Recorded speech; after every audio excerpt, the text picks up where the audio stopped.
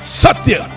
इसके बगैर चलोगे तो ठोकर जरूर खाओगे, इसे साथ नहीं ले चलोगे तो जिंदगी में धोखा जरूर खाओगे, इसे ओढ़े बगैर चलोगे तो जिंदगी के ठंड में आप कांपते रह जाओगे, अंधेरे और अंधविश्वास में घिर जाओगे। आकाश की ऊंचाइयों को अगर आप छूना चाहते हो तो सत्य आपके पंखों के नीचे वो पवन होगा। सत्य क्या है? अगर बाइबल कहता है कि आकाश और पृथ्वी टल जाएगा लेकिन ये वचन टलेगा नहीं। अरे क्यों बाइबल पे ही विश्वास करें? क्या और कुछ सत्य नहीं है? ये सवाल आपके दिमाग में घूमता हो। नोहा, अब्राहम, डेविड, यार सब मन घड़त कहानियां जैसा लग रहा है। यार बाइबल में लोगों का इतना सारा उम्र कैसे हो सकता है? बाइबल के अंदर दर्शाए गए परमेश्वर के बारे में लोगों को बहुत सारी गलतफहमियां। Why there is so much of violence, genocide, prejudice, injustice in the Bible? एक बात बताओ, ईश्वर फादर है, सन है कि होली स्पिरिट है? ईश्वर का सीन समझ और उसकी योजनाओं को हम लोग समझने में असमर्थ रहते हैं। कमारी में से जन्म लिया है, मजाक है क्या? कौन फिर से आने वाला है? यीशु? तो आइए मिलकर खोजते हैं ऐसे ही हमें कई बार उलझाने वाले सवालों को और उनके बाइबल से जवाबों को सुनने के लिए एक नई श्रृंखला जो सनातन सत्य को आप तक पहुंचाने के लिए शुरू होने जा रही है, सत्य की लहर। हेलो गिरीश भाई, वेलकम। कैसे हैं आप? कन्नत भाई वेलकम, यू टू। आपको भी मैं, आप मेरे को आप वेलकम करो हर बार इसी तरह से, और हम पढ़ते रहें, अच्छी तरह से सीखते रहें। रियली मजा है यार। अच्छा माहौल है, अच्छा एक एम्बियंस सेटअप है हमारे लिए एक डिस्कस करने वो के तो लिए। है, चाय है, पानी है। चाय पानी में मिलकर और अच्छी चर्चा हो एब्सोल्युटली। तो उससे और क्या बेहतर हो सकता है। कैसे चल रहा है आपका रीडिंग? अच्छा रीडिंग चल रहा है, एंड टू माय सरप्राइज कि we are on the verse two and this Old Testament. इतना बड़ा यार, मैं जस्ट कुछ दिन पहले बैठ के देख रहा था कि कितना सब अपने पढ़ लिया है, एंड आई डिजायर कि मैं सब कुछ वापस से स्टडी करना शुरू करूं, and I am also even excited कि न्यू पार्ट में, न्यू टेस्टामेंट में जब जीसस का एंट्री है तो कैसा है सब कुछ। ये सारे माइनर प्रॉफिट्स जो हम पढ़ रहे हैं अभी, they are all pointing out and directing us into the new testament. So हम वहीं पर जा रहे हैं और ये सारे भविष्यवक्ताओं के बारे में पढ़कर वहीं जाएंगे। मैं ऐसा भी सोच रहा था कि यार इन सब के लिए या वहां के उस समय के लोगों के लिए एक मसाया आएगा, ऐसा विश्वास करना कितना मुश्किल है। आज हम हिस्ट्री जानते हैं, we know all the facts, we know all the truths, और इसीलिए कहीं कहीं मुझको लगता है कि आज के लोगों के लिए थोड़ा इजी है कि जीसस आया था। राइट। उस टाइम के लोगों के लिए आएगा करके it would be very difficult, right. क्योंकि आज तक कभी उन्होंने देखा नहीं। तो वंडरफुल है उस समय के लोगों के लिए और हमारे लिए भी आज। तो आज हम माइका के बारे में थोड़ा सा डिस्कशन करते हैं। ऐसे आने वाले हफ्तों में नाहुम और वो हबक्कुक भी मैंने तो रीड तो कर ही लिया है, तो शुरुआत की तरह ही मीका, यानी ये अगले 2 बुक्स के अंदर मैं और भी थोड़ा डिटेल में पढ़ रहा था तो थोड़ा सिमिलर जैसा लग रहे थे। तो मीका वैसे था कौन था? तो ये माइनर प्रॉफिट ही, बट क्या बेसिक रोल क्या था, कहाँ से था ये? वैसे ये माइका जो है बहुत ही एक, again is a normal, you know, coming from a normal background, एक नॉर्मल सेटअप से आ रहा है, लेकिन ये अपने ही देश में अपने ही राज्य को, यानी इज़राइल और जूडा जो है, दोनों जो भाग है, जो नॉर्थ किंगडम और साउथ किंगडम है, ये इनके बीच में भविष्यवाणी कर रहा है। परमेश्वर इसको इस्तेमाल कर रहा है। और हम एक्चुअली जो बुक्स हमने अभी इससे पहले सब देखे, वो सब यू नो ऐसे एक सीक्वेंस में जैसे आ रहा है। यहाँ पर अब ऐसे टाइम पे आ गए जहाँ पर इज़राइल और जूडा इतना गलत, यानी यहाँ पर अन्याय कर रहा है, और यहाँ पर माइका अब अपने भविष्यवाणी के द्वारा वो बता रहा है कि तुम लोग अन्याय कर रहे हो, सुधर जाओ, ठीक हो जाओ, मन फिराओ, क्योंकि तुम्हारा रिश्ता परमेश्वर के साथ तुम दिखाते हो कि तुम आराधना ऐसे करते हो जैसे तुम परमेश्वर के साथ हो, लेकिन तुम्हारा काम ऐसा है जैसे तुम परमेश्वर से दूर हो। और ये बातों को और थोड़ा विवरण में और थोड़ा एक्सप्लेन करके वो बताता है और सिखाता है।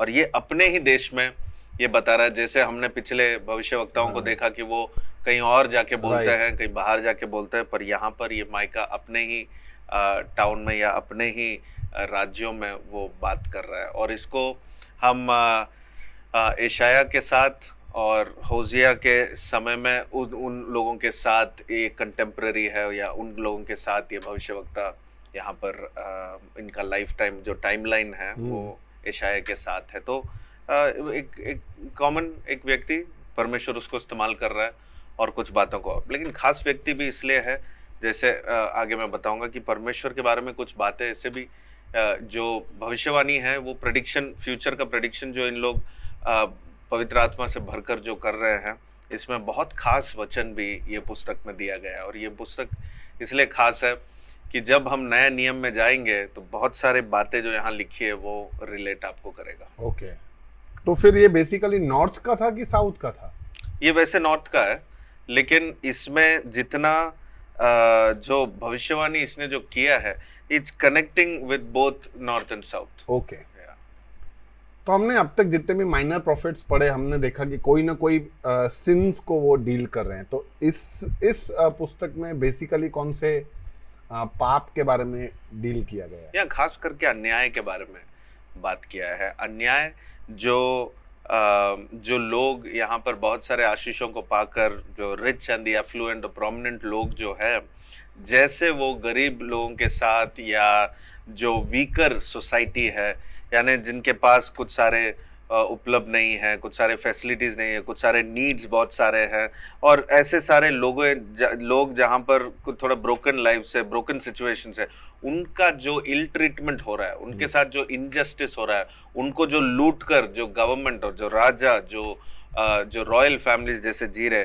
वो सब देखकर ये यहाँ पर भविष्यवाणी दे रहा है। और ये जजमेंट को बुला रहा है कि तुम्हारे ऊपर जजमेंट आने वाला है, तुम मन फिराओ, समय आ गया है और जजमेंट यहाँ पर आएगा। और फिर हम देखते हैं इसके बाद कि असीरियंस आए थे और उन्होंने टेक ओवर कर लिया था।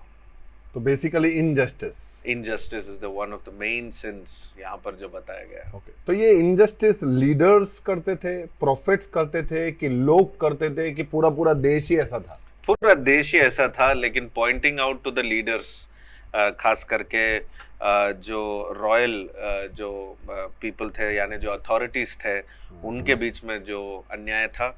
और साथ में ही ऐसे भविष्यवक्ता भी थे जो भविष्यवाणी ऐसे बताते थे जहां उनको अच्छे बातें बताते थे, क्योंकि उनको वहां पर पैसा मिल जाता था, या उनकी सुविधाएं उनको मिल जाती थी। तो ऐसे भी प्रॉफिट्स के बीच में भी यानी रिलीजियस लीडर्स और पॉलिटिकल लीडर्स दोनों वहां पर इनजस्टिस कर रहे थे, और ये एक बड़ा पाप परमेश्वर के सामने, परमेश्वर के नजर में दिखाई दिया। ओके, सो मैं ऐसा सोच रहा हूँ कि कभी कभी चलो ये जो पनिशमेंट का ये जो घोषणा करता है आके प्रॉफिट, तो ये पनिशमेंट किसको दिया जाएगा? पूरे कंट्री को?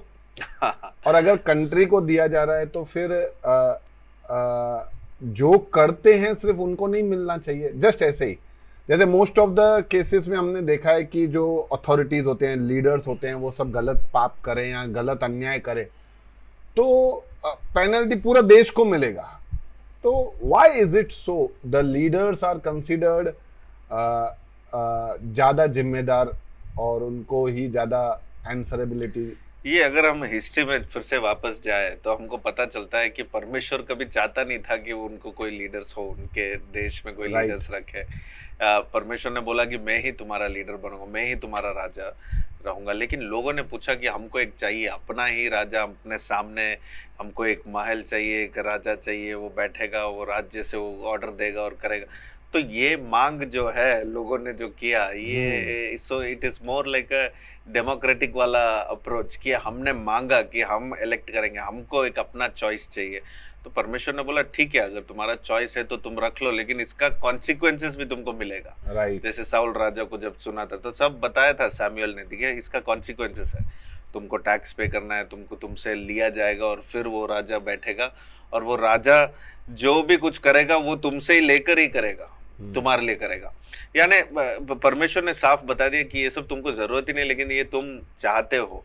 तो ये लोगों की मांग है। यानी अगर राजा अभी कुछ कर रहा है, लीडर अगर कुछ कर रहा है, पॉलिटिकल लीडर हो या इन रिलीजियसली भी जो लीडर्स है वहां पर जो कर रहे हैं, तो leaders are a sign of the the whole community, the whole people group. तो दे आर द रिप्रेजेंटेशन। तो अगर उनके लाइफ में कुछ हो रहा है तो वो कॉन्सिक्वेंस वो सारे प्रजा या पूरे कम्युनिटी को मिलेगा। तो leaders are very important in our sight. आज भी ऐसा ही है और इतिहास में ऐसे ही रहा है और आने वाले दिनों में भी ऐसे रहेगा। Leader plays a very important role. उसने कुछ किया, उसकी प्रजा वो जरूर उसका जो है कॉन्सिक्वेंस वो एक्सपीरियंस करेंगे। तो थोड़ा ये भी इनजस्टिस नहीं है? आज समझो कोई देश का लीडर है, अपनी मनमानी करके दूसरे देश के साथ लड़ाई करे, तो भुगतान खाली लीडर या लीडर का फैमिली तो करता नहीं है, पूरा देश करता है। yes. सारा जो भी क्राइसिस आएगा पूरा देश सफर करेगा। तो एक प्रकार का, वैसे मैं I am not just pinpointing कि गॉड इज अनराइचियस या अनजस्ट, पर ये एक तरीके का लोगों का सोच हो जाता है कि हमारे साथ ऐसा क्यों हुआ है, जो करते हैं उनके साथ होने दो। नहीं, ये अगर डिटेल्स में ऐसे जाएंगे तो जैसे अभी जैसे कोविड और ये सब जैसे आता है, कुछ ऐसे सडन से कुछ एक बीमारी आ जाती है और फिर हमें लगता है कि ये हमने क्या गलती किया कि हमको ये बीमारी हमको भी आया। तो ये एक जब डिटेल में देखेंगे, छोटे छोटे सिचुएशन में देखेंगे तो हमको लगेगा कि ये तो अनफेयर है कि ये मुझे क्यों आया है। पर अगर जनरली अगर देखें, अगर पूरे पूरे स्टोरी लाइन और पूरे लोगों को देखकर, पूरे देश को देखकर अगर देखेंगे तो जिसने भी गलती किया, जिसने भी कुछ किया, जिसने भी ट्रांसफर करने में या उस उस चीज को एक जगह से दूसरे जगह में लाने में जो लेके आते हैं, जैसे हम लोग बहुत केयरफुल होते हैं कि कोई पैसेंजर्स आया कोई देश से, तो अगर वो देश में कुछ अगर बीमारी है तो उसको बहुत थोड़े दिन तक उसको क्वारंटाइन किया जाता है, उसको बहुत केयरफुली डील किया जाता है। क्योंकि एक इंसान आता है, अब उसको भी नहीं पता कि वो क्या ला रहा है, लेकिन वो क्योंकि वहां जाके आया तो वो वायरस उसके साथ आ जाता है। अब ये उदाहरण के लिए मैं बता रहा हूँ कि कैसे एक घर, एक राज्य, एक जगह पूरा इफेक्ट हो सकता है because one man went there and he came. तो काफी बार हम भी, हमारा सिचुएशन भी ऐसा है कि हम कुछ चीजों में हाथ लगाते हैं जहां पर हमको आइडिया नहीं है कि हम क्या कर रहे हैं और इसका जो कॉन्सिक्वेंस है ये क्या हो सकता है। इसलिए हम कुछ चीजें ऐसे जाकर तो आ जाते हैं, लेकिन अगर हमने अपने आप को चेक नहीं किया तो हमारे बैकग्राउंड में, हमारे वजह से जितने भी लोग हमारे साथ जुड़े, एवरीवन विल बी अफेक्टेड। तो ये एक कॉज इफेक्ट वाला जो केस है, एक सिद्धांत है ये कि ये इफेक्ट तो होगा ही। और लीडर्स जो है, पॉलिटिकल लीडर्स हो, रिलीजियस लीडर्स हो, उनके पीछे एक कम्युनिटी है जो उनको फॉलो करता है या उनको मानते हैं कि ये हमारे लीडर है। अब जब वो मानते हैं ये हमारे लीडर है तो उनके मुंह से, उनके एक्शन से जो भी कुछ डिसीजंस आते हैं वो इफेक्ट तो उनके ऊपर होने ही वाला है। ओके, राइट, बढ़िया है। यानी एक लीडर बहुत बड़ा जिम्मेदारी का काम लेके चलता है। घर से लेकर, घर से एक परिवार में जो लीड करता है, परिवार को जो लीड करता है, वहां उसको टाइटल नहीं मिलता होगा, शायद उसको एक नाम ऐसे कुछ दिया नहीं जाता होगा, लेकिन एक घर को चलाने वाले भी लेकर, वहां से लेकर एक देश को चलाने तक जो भी लीडर्स है, जो वो करते हैं वो उनके पूरे फैमिली या उनके पूरे प्रजा को इफेक्ट जरूर करता है। इसमें एक ऐसा लग रहा था कि एक भविष्यवाणी जैसा है, उसमें ऐसा लिखा था कि all the nations will reach या stream to Jerusalem at the end time, यानी सारे देश जेरूसलम की ओर आएंगे। तो मैं ऐसा सोच रहा था कि क्योंकि जीसस का स्टोरी सुना है मैंने, तो वो जेरूसलम में ही बॉर्न हुए थे। तो क्या ऐसा ये एक साइन है कि अंतिम दिनों में सब देश लोगों को उधर जाना पड़ेगा, सब लोगों को उधर जाना पड़ेगा, या ये कोई एक तीर्थ स्थान की तरह है जहाँ पे एक विजिट करना जरूरी हो जाएगा? तो ये सब क्या है? यानी Jerusalem is a place where the temple is there. इस समय में भी यहाँ पर जब मीका जब बात कर रहा है, कौन सा टेंपल? वो जो सोलोमन ने बनाया। सोलोमन ने बनाया। तो यहाँ पर दो सिटी जो नॉर्थ में जो है समारिया जो कैपिटल है राइट और साउथ में जो जेरूशलेम कैपिटल है, ये दोनों सिटी मारे जाएंगे बिकॉज ऑफ द सिन, यानी जो अन्याय जो हो रहा है इसके वजह से मारे जाएंगे, इधर कब्जा किया जाएगा। ये सब माइका स्टार्टिंग से ही बोल रहा है कि अब गया, ये दोनों शहर गए। लेकिन ये जब न्याय की बात कर रहा है तो बता रहा है कि ये सब दंड आने वाला है, सब न्याय होगा, परमेश्वर न्याय करेगा, दूसरों को इस्तेमाल करेगा वो हमारा न्याय करने के लिए, और यहाँ पर ये होने वाला है। दूसरी बात यह है कि परमेश्वर जब भविष्यवाणी माइका के द्वारा जब लोगों को एक संदेश भेज रहा है तो वो ये भी कह रहा है कि आखिरी दिनों में ये रेस्टोर भी किया जाएगा। तो जितना जजमेंट अभी हो रहा है, वापस परमेश्वर अपना जो उसके जो वायदे हैं, उनके जो प्रॉमिसेस है, उनके जो भविष्यवाणियां हैं, वो सब वो पूरा करेगा। कैसे करेगा? वो यरूशलेम जो ये सिटी यहाँ पर जो कैपिटल है, ये फिर से उठेगा और ये कैपिटल में जो राजा राज करेगा। यानी वो फ्यूचर के बारे में कह रहा है, जो यीशु के बारे में जैसे आपने गेस किया था कि यीशु के बारे में जो आखिरी दिनों में, जो मैं दूसरे आगमन के बारे में बात कर रहा हूँ जो आज तक हुआ नहीं है। पहला आगमन जो हो गया है, जैसे आने वाले दिनों में गुड फ्राइडे और रिजरेक्शन संडे सब जो आने वाला है, वो उसके विषय में है कि पहला आगमन में परमेश्वर ने क्या किया और दूसरे आगमन में जो वो करने वाला है, जो वो न्याय करेगा, फाइनल जजमेंट होगा, फिर वो राज करेगा, वो उस विषय के बारे में यहाँ पर माइका भविष्यवाणी कर रहा है। यानी माइका जो भविष्यवाणी कर रहा है, ये दूसरे आगमन के बारे में कर रहा है कि सारे देश यरूशलेम की ओर देखेंगे, क्योंकि यरूशलेम में ही राजा होगा जो पूरे दुनिया को राज करेगा। तो यीशु के बारे में है और यीशु के राज्य के अंडर में सारे राज्य आने के बारे में यहाँ पर बताया गया है। तो it's a restoration not just of Israel and Judah, पर restoration of the whole world, of everyone who follows Jesus. जो भी परमेश्वर का पीछा कर रहे हैं वो सब यरूशलेम की ओर देखेंगे, सारे देश यरूशलेम की ओर देखेगा। और आज भी अगर आप न्यूज़ सब थोड़ा फॉलो करेंगे तो यरूशलेम बहुत ही एक इम्पोर्टेंट एक सिटी है जिसके पीछे बहुत लोग पड़े। अच्छा। और ये नॉट जस्ट पॉलिटिकली ये स्पेशल है, नॉट जस्ट रिलीजियसली स्पेशल है। आज तो आप देखेंगे कि कम्युनिटीज भी जो अपने आइडियोलॉजी को लेके आते हैं, वो भी चाहते हैं कि जेरूशलेम उनका बेस हो जाए। तो Jerusalem is playing a very important role आज के इस सदी में, इस पीढ़ी में। इसलिए आपको न्यूज़ फॉलो करते रहे जो भी कुछ हो रहा है, तो काफ़ी कुछ आपको एक आइडिया मिलेगा कि जेरूशलेम पहले से ही एक इम्पॉर्टेंट सिटी रहा है और आज भी है, और आने वाले दिनों में सारा देश, पूरा दुनिया जेरूशलेम की ओर देखेगा। कभी कभी ऐसा भी सवाल आ जाता है कि वाई ओनली जेरूशलेम, कोई और सिटी क्यों नहीं? हाँ, क्योंकि वहाँ जीसस पैदा हुए थे, इसीलिए Jerusalem is important. C Jesus पैदा हुए, वो भी माइका यहाँ पर भविष्यवाणी करता है कि जेरूशलेम नहीं, बेथलेहेम में यीशु पैदा होगा। बेथलेहेम जो सिटी ऑफ डेविड, दाऊद के जगह में, बेथलेहेम में यीशु पैदा होगा। और इसके बारे में हम नया नियम में देखेंगे कि कैसे उस समय का जो राजा है वो यानी वो जब पूछता है, इंक्वायर करता है कि कहाँ से ये यीशु आने वाला है, तो सब पढ़ के बताते हैं। ये माइका की किताब कोई पढ़ के बताते हैं कि बेथलेहेम में वो पैदा होगा, इसलिए बेथलेहेम में फिर वहाँ पर अटैक होता है। तो देखिए, फिर बहुत ही इम्पोर्टेंट एक प्रोफेसी है यहाँ पर जो माइका के किताब में यहाँ पर दिया गया है, जहाँ पर Micah is pointing out the birth of Jesus Christ, the place where Jesus Christ is born. ये जगह में यीशु पैदा होगा, बेथलेहेम।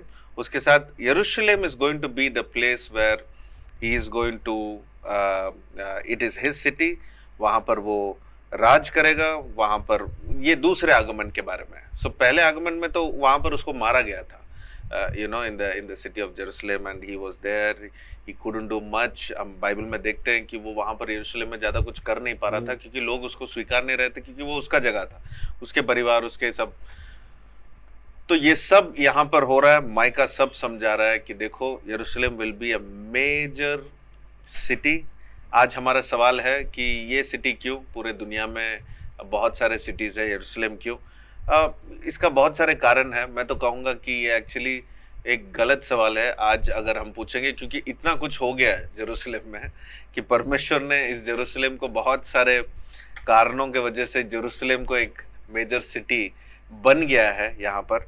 तो आज का सवाल हमें यह होना चाहिए कि पिछले दिनों में ऐसा क्या हुआ था कि यरूशलेम आज इतना स्पेशल है। वैसे यरूशलेम क्यों, अगर आप फिर भी आज पूछ रहे तो मैं इतना ही बताऊंगा कि यरूशलेम इसलिए क्योंकि यरूशलेम के द्वारा पूरे दुनिया को आशीष मिले। परमेश्वर यरूशलेम में कुछ ऐसा स्पेशल कहने के लिए बहुत सारे बातें हैं। जैसे कहते हैं कि अगर मैप को, पूरे दुनिया के मैप को अगर आप पूरा ऐसे बिछा दे टेबल में, तो सेंटर पॉइंट पूरे मैप में जेरूसलम होगा। अच्छा। तो इन इन measurement Jerusalem will be the centre point. तो ऐसे ये सब बहुत सारे फैक्ट्स हैं। Jerusalem is very crucial place for many of the beginnings. बहुत सारे हिस्ट्री में बहुत सारे चीजें यहाँ पर हुई है। परमेश्वर ने अपना जो है प्रेजेंस उसने जेरूसलम में पास्ट में दिखाया है। बहुत सारी बातें हैं जेरूसलम के बारे में। पर ऐसा अगर पूछेंगे कि जेरूसलम ही क्यों, तो वो तो ऐसे ही फिर से आप जैसे पूछ रहे कि अब्राहम को क्यों चुना। अब अब्राहम को क्यों चुना? परमेश्वर किसी को भी चुन सकता था। अब्राहम को चुना क्योंकि वो दुनिया को बताना चाहता था। वो आज हमें और आपको चुन रहा है क्योंकि हमारे द्वारा वो पूरी दुनिया को बताना चाहता है। तो परमेश्वर, अब हम पूछे कि मुझे क्यों चुन रहे हो, तो वो गलत सवाल है। सही सवाल है कि मुझे क्या करना चाहिए क्योंकि आपने मुझे अभी चुना है। करेक्ट। तो ऐसे अगर हम सोचे कि जेरूसलम ही क्यों, तो परमेश्वर जेरूसलम को एक ऐसा एक पॉइंट जेरूसलम को एक बना लिया है कि उसके द्वारा पूरे दुनिया को आशीष मिल सके। और ये फिर से उत्पत्ति की किताब 12वें अध्याय में जाता है, जहां पर अब्राहम को परमेश्वर प्रॉमिस देता है कि through you the whole world will be blessed. तो ये this is coming back to that prophecy. Okay, खैर और सवाल थे मेरे को जेरूसलम से कनेक्टेड, क्योंकि ऐसा सब होना जहाँ पे इतना स्पेशल अगर बन जाए और जहाँ पे ऐसा हो कि everybody will look up to Jerusalem, तो फिर उसका रिलीजियसली ग्रो होना या इम्पोर्टेंस बढ़ना is become very normal then, I would say. और and the religion has nothing to do with God, the relation is that all matters. तो खैर मैं आने वाले दिनों में ये थोड़ा इस टॉपिक पे पूछूंगा कि क्या वाकई जेरूसलम रिलीजियन में बढ़ रहा है कि रिलेशन में बढ़ रहा है। ओके, तो अल्टीमेटली इसमें मैं देखा कि सब उनकी गलतियां गिना गिना के ही, होप क्या है इसके अंदर? अल्टीमेटली होप क्या है? यही कि अंतिम दिनों में गॉड विल रिस्टोर। परमेश्वर ये होप माइका के द्वारा यही दे रहा है कि देखो, अभी तुम्हारे गलतियों की वजह से दंड तो आ रहा है, दंड तो तुम्हें मिलेगा। परमेश्वर ऐसे लोगों को इस्तेमाल करेगा जो तुमको लगेगा कि ये तो हमारे शत्रु हैं, इनको कैसे परमेश्वर भेज रहा है, उनको कैसे इस्तेमाल कर रहा है। वही परमेश्वर का अनोखा काम है कि वो किसी को भी इस्तेमाल कर सकता है, किसी को ठीक करने के लिए, किसी को सिखाने के लिए, और किसी को सीधा मार्ग पे चलाने के लिए, या किसी को ये बताने के लिए कि देखो तुमने गलत किया तो सब लोग मेरे हाथों में ही है और मैं किसी को भी किसी भी वक्त मैं इस्तेमाल कर सकता हूँ एक संदेश पहुंचाने के लिए। तो परमेश्वर यहाँ पर बहुत सारे ऐसे इम्पोर्टेंट फैक्ट्स बता रहा है कि उसके हाथों में सारे देश है और उस सारे देशों के बारे में वो केयर करता है। दूसरी बात यह है कि परमेश्वर इनको होप भी देता है कि यही जगह, जिस जगह में तुमको अभी ये सब खत्म होने वाला है, यही जगह को परमेश्वर फिर से खड़ा करवाएगा, क्योंकि उसके वायदे हैं। वो सच्चा खुदा है, वो कभी झूठ नहीं बोलता है। उसका कैरेक्टर में ऐसा नहीं है और उसके वचन में ऐसा नहीं है। अगर उसने कुछ बोला है तो वो करेगा। तो वापस इसलिए वो यरूशलेम के बारे में फिर से वो बताता है कि आखिरी 2 चैप्टर्स में खास करके यहाँ पर एक होप दिया गया है, एक रेस्टोरेशन की बात की गई है कि वापस हम आएंगे, वापस यहाँ पर परमेश्वर अपना देश खड़ा करवाएगा और यहाँ पर लोगों को इस्तेमाल करेगा। तो परमेश्वर ये होप दे रहा है कि देखो, तुम मुझ पे भरोसा करो, you trust and you believe and his promises will never fail. Okay, वो इजराइल के लिए और यूदा के लिए एक होप है। यस, हम एज ऑफ टुडे इस बुक में से हमारे लिए अगर सीखना है तो एक बात तो हम सीख सकते हैं, खास करके कि अगर परमेश्वर के साथ तुम्हारा रिश्ता सही है तो तुम परमेश्वर के साथ अच्छा रिश्ते में रहकर तुम लोगों के साथ बुरे रिश्ते में नहीं रह सकते। ओके। और ये डबल स्टैंडर्ड तुम्हारा लिविंग नहीं हो सकता, ये गलत स्टाइल है। और ये यहाँ पर माइका बता रहा है कि देखो, तुम बोल रहे हो कि परमेश्वर के साथ तुम ठीक हो, समारिया में भी वही बोल रहा है, जेरूसलम में भी बोल रहा है। तुम सोच रहे हो कि तुम आराधना कर रहे हो, तुम परमेश्वर के अपना भेंट दे रहे हो, बलि चढ़ा रहे हो, तुम सब कुछ कर रहे हो परमेश्वर के लिए, तुमको लगता है कि ये सब काफी है और बाकी मैं कैसे भी एक दूसरों के साथ में कैसे भी व्यवहार करूं। मीका यहाँ पर ये सिखा रहा है कि देखो तुम्हारे परमेश्वर का रिश्ता और एक दूसरों के साथ रिश्ता ये प्रोपोर्शनेट है। तुम परमेश्वर के साथ ठीक हो तो तुम एक दूसरों के साथ भी ठीक रहोगे। ये दोनों अलग अलग नहीं हो सकते। तो ये हमारे लिए एक प्रॉपर लर्निंग है कि हम एक दूसरों को कैसे देखते हैं। आज हम दुनिया के नजर में हम कुछ और ही लगते होंगे, लेकिन परमेश्वर के नजर में अगर परमेश्वर के साथ हम एक प्रिय लोग बनकर अगर हम जी रहे तो एक दूसरों के साथ भी प्रेम करना हमको बहुत जरूरी है। तो यीशु जब नए नियम में हम देखते, जब यीशु आता है तो वो कहता है कि अपने शत्रुओं से प्रेम करो, तब लोग थोड़ा शॉक हो जाते हैं। आज भी जब मैं ऐसे कुछ किसी से बताता हूँ तो वो सोचते शत्रुओं को कैसे प्रेम करें, लेकिन ये जो सिद्धांत है ये परमेश्वर पुराने नियम से ये बता रहा है, सिखा रहा है कि यू कैन नॉट, आप परमेश्वर के साथ अच्छे रिश्ते में रहकर एक दूसरों के साथ आप बुरा व्यवहार नहीं कर सकते। अगर उन्होंने बुरा भी किया तो तुम उनके साथ अच्छे ही रहो, परमेश्वर वो संभालेगा, परमेश्वर देखेगा। लेकिन तुम्हारे अंदर ऐसे घमंड ना आ जाए, तुम्हारे अंदर ऐसा कुछ क्योंकि तुम्हारे पास सारे सुविधाएं हैं तो तुम ऐसे थोड़े कुछ बातें तुमने सीख लिए, थोड़ा सा तुम्हारे अंदर बुद्धि ज्ञान आ गया तो तुम अपने आप को दूसरों को नीचा करके तुम अपने आप को बड़ा मत करो। सो ऑलवेज रिमेंबर, ये दो तरीके हैं। एक तो है कि हम अगर अपने आप को बड़ा दिखाना चाहते हैं तो हम अपने ज्ञान और बुद्धि को एक दूसरों को हम शेयर करेंगे और दिखाएंगे। लेकिन एक तरफ ऐसा भी है कि अपना ज्ञान और बुद्धि दिखाने के लिए दूसरों को नीचा करना, यानी एक अप्रिशिएट करने से पहले दूसरों को हम इतना नीचा कर देते हैं। और ये ऐसा एक रिलेशनशिप यहाँ पर लोग एक दूसरों के साथ व्यवहार करें कि इल ट्रीट कर रहे हैं जस्ट टू शो कि नहीं हम अच्छे हैं, हमारे पास ये, तो दूसरों को नीचा करके। तो मीका बता रहा है कि ये सब देखो तुम जो कर रहे हो अन्याय, तुम्हारे अंदर जो इनजस्टिस है, जो कैरेक्टर में तुम्हारा जो खराबी है, ये सब ठीक करो, मन फिराओ। और ऐसे ये हमारे लिए एक एप्लीकेशन है कि हमको कैसे परमेश्वर को परमेश्वर के साथ रिश्ता बढ़ाना है और साथ ही साथ उसके जो वायदे और उसके जो वचन है वो पूरा करेगा और उसके इंतजार में रहना भी बहुत जरूरी है। जो वो कहता है वो पूरा करेगा। इन टफ टाइम्स और इन ब्यूटीफुल टाइम, यस, हमें all times, in all the times हमें उसको, उसके वायदों को, वचनों को लेके चलना चाहिए। बढ़िया है केनेथ भाई, अच्छा लगा ये बुक में से और ज़्यादा सीख कर। काफ़ी सारा अभी मैं सीख ही जाता हूँ, थोड़ा डिस्कस करता हूँ तो और थोड़ा क्लैरिटी आ जाता है। वेल, थैंक यू, मिलते हैं अगली बार एक अगले बुक के साथ। ठीक है, गॉड ब्लेस, थैंक यू।